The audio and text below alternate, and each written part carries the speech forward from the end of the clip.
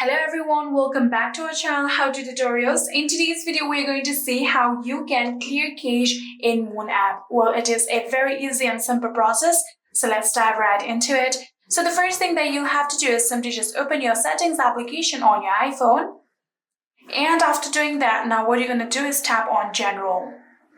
After tapping on General, here you will be able to see the iPhone storage option. Tap on it.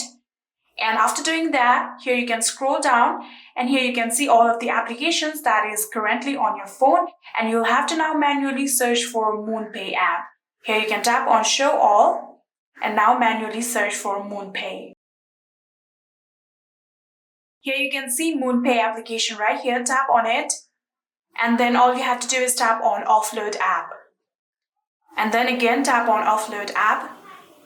And after doing that, here you can see we have now successfully offloaded the application and we have also cleared all of the cache. So you can simply just tap on Reinstall app and reinstall MoonPay application.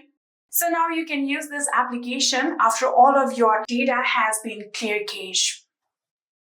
And yeah, that is it. I hope this video was helpful to you guys. If it was, please do not forget to hit that subscribe button and like our video. Thank you so much for watching. See you in the next.